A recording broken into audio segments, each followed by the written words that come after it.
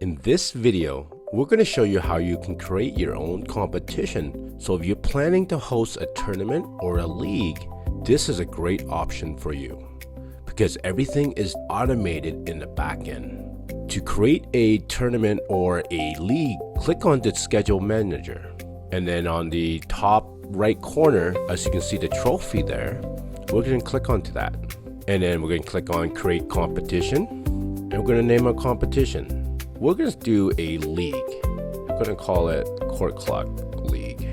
Skip the sport because right now we only can do basketball. And then we're going to select league as it's already pre-selected. And then we're going to select the date when the league is starting and when it ends.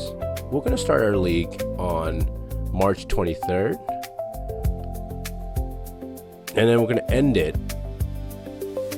Let's go May 30th. And then the location of the league, we're going to go Los Angeles. So if you're hosting a tournament, this is a great way to just kind of put your city so people know where the tournament is. The advanced setting here is asking how many teams are allowed in this league. If you're hosting a tournament, you might have multiple divisions. So it's a youth 18 group and you only allow 8 teams. So you just put in 8. But in the league, let's say we only want 6 teams in it. So that's it. So you put in 6 and then we're going to click create. And that's it. After you're done creating the league, you are going to add the teams to it. So the teams that we already have are the Lakers and CourtClok. And those 2 teams are in the league. So we're done adding the teams to the league. As you can see here, CourtClok and the Lakers are in the same league. So everything is going to be in here. So once you have games, you will see there will be standings and also the schedule for the league. On the screen, you'll see the league code. It is G5HFFSHY. So we are done creating the league. Now let's create a game for the league. You click on the plus button on top there. So right now we haven't created any templates with our league in it. So we're going to skip the template and then we're going to skip the sport. As you can see here, we have an ace league. We're going to click onto that and click next. But you can do it any other preset. But this one, I like running my leagues with 25 minutes, 2 halves. And then this event details, you can actually bypass this because we already have everything in for the league.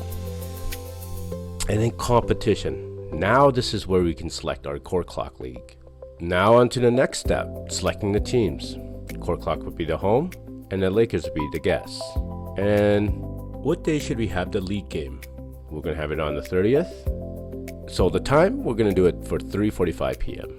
And the venue, we are going to select Crypto Arena again. And we're going to leave it blank because there's only one court in the arena. Alright, now let's create the game. After creating the game, you will see that it's in yellow and it's got the badge showing that it's a league game. Now let's go into the fan user interface and see what they see if they added the league or following the league. Let's get the league code here and let's copy it so we can add it to the fan. To go to the fan side, you click on to the account icon on the top right corner and then click on the fan button. And then for following, as you can see here, we need to add the league code. So follow, and then we're going to paste in the league code that I just copied and then follow. And there you have it. As a fan that's following the league or the players are following the league, they'll see the schedule of the games. So as you can see there, the tab here is upcoming games. It's games that haven't been played yet, or there's going to be archive games if the game is finished. If you go to the Discovery tab, you can see the league and tournaments at the bottom here. If I click onto that, you will see all the info. So the Lakers are 0-0, CourtClok is 0-0, and then you look at the schedule, we'll show you the schedule, and then also if you're taking stats, this will show you the stats leader. So everything is done automated in the back end when you're creating that league. a powerful system if you're planning to run your own league. So let's go back into the organizer user interface and then go back into the schedule, and then you go back. Let's go into the league game and run it as a game controller.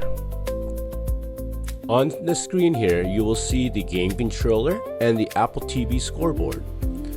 We're gonna run the game like that's how we run it in a league game, adding the scores. As you can see, the shot clock is at 0. On the game controller, you can triple tap the shot clock and it will disable it. You see the black screen. And on the scoreboard, it will just show 0-0 and won't move at all. As you can see, we're just gonna run the game like we're running it in the league. You know, honking the horn, adding the fouls. As you can see, we're moving the fouls up to, you're allowed 8 fouls, and all of a sudden it goes red, meaning that the team is in bonus. Say we're done the game, we're gonna click on the gear icon on the top right corner, and then we're gonna go click on end game in the blue there. And then it's gonna ask us, do you really want to end this game? And yes. So the game has ended. If you go back to the schedule, it's not in progress anymore, and that game has moved to the past. So you can click onto it. As you can see, the game has ended and it has the stats and everything. Let's get back into the fan user interface and see what they see. We're going to click onto fans, and then we're going to go to the CourtClok. As you can see, CourtClok has a record of 1-0 and Lakers are 0-1. This automation is done through our backend competition. So the record, once the game is ended, it automatically updates in the backend. CourtClok is 1-0 and the Lakers are 0-1. As you can see, CourtClok is a +3 because they won by 3 points in the first game, and Lakers are -3, they lost by 3.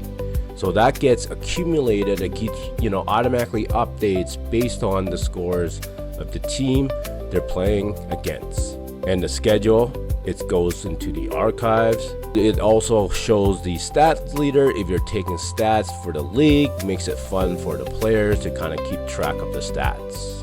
That is it for the competition, creating your own league. For tournaments, it's the same way. You just create a tournament and then you add teams to the tournament. Let's get back into the organizers side. Let's go to the competition and click on to the league. Everything is done. We got 2 teams. 1 game has just completed and the standings are in here too. And then it's showing the games that has already completed. And if you want to delete the league, you can just swipe left and there's the delete button. And then there's a pen icon if you want to edit the league. If you want to rename it, change the date, change the place, or add the logo if you're a paid pro version, you can do it in the back end there. And that is it, setting up leagues and tournament. There's a lot more to it, more details, more advanced features to it. We'll get into it in future videos.